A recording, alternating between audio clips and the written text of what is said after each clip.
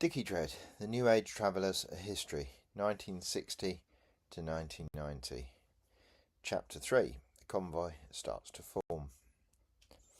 Permanent Sites of Note. Not all resistance rolled on wheels. While some travellers took to the road, others dug into the land, quite literally.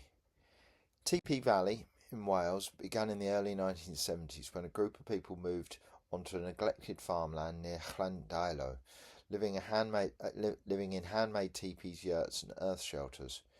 It wasn't about protest marches or party lines. It was about stepping outside the system and growing something different.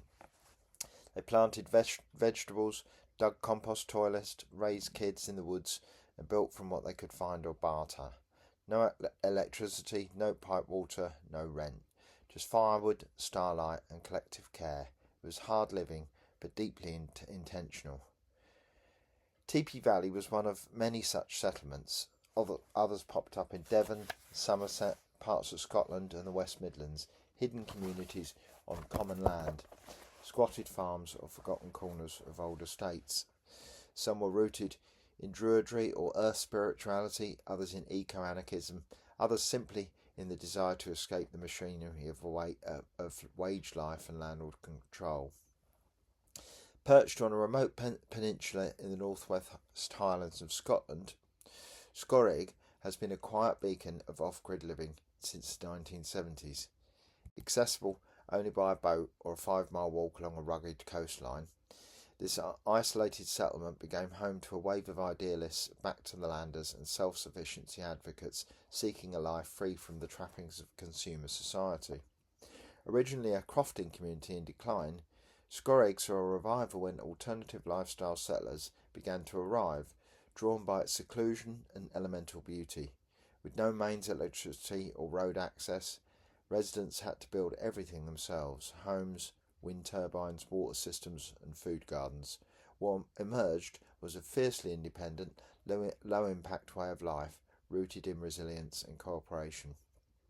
Hugh Piggott, one of the community's best-known residents, became internationally recognised for his work designing and teaching how to build DIY wind turbines.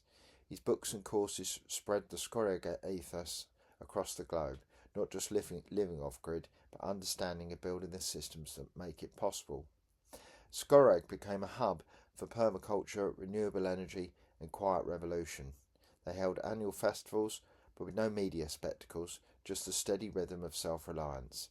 In many ways, it was the mirror image of the Convoy, still nomadic in spirit, but rooted in place. Today, Scorig remains inhabited by a diverse mix of long-timers and new arrivals, its off-grid legacy intact. It's a living reminder that another way is not just possible, it's already been happening for decades, beyond the reach of power lines or police lines. Nestled in the green hills of mid-Wales, just outside the Victorian spa town of Llandudrod, Wales, Llwen Piod, Welsh slang for Magpie's Grove, and often just referred to as the Piod, became a semi-permanent site and loose communal hub for travellers, off-gridders and alternative lifestylers from the late 1970s. Though never as famous as Teepee Valley or as heavily policed as Stonehenge, the Piod played a crucial role in sustaining the scene through its more fractured years. After the Battle of the Beanfield and the crackdown of festivals and convoy routes, many travellers sought safer, more remote places to lay low, repair and reconnect. The Piod, with its mix of wooded cover, farm access and relative isolation, became a spot where buses could be fixed without interference, families could school their kids informally, and herbalists, builders, welders and musicians could share space without being moved on. It was a low-key working camp, not a party site, though gatherings and music weren't unheard of. The Piod had its own rhythm, part commune, part stopgap, part sleeper cell for alternative culture. By the early 2000s, with local council changes and increased scrutiny of semi-permanent encampments, the Piod became less stable. But despite much early resistance from the state, the Piod remains a quiet legend in Welsh alternative law. It's still going strong, and now has legal status, is still occupied by many folk and still holding parties to this day. One well-known site was Brythdir Moor in West Wales, still going to this day, although the residents received an eviction notice in late 1924 took 2024, and another was the Tinker's Bubble project in Somerset, still going strong, which began slightly later but echoed the same back to the land ethos.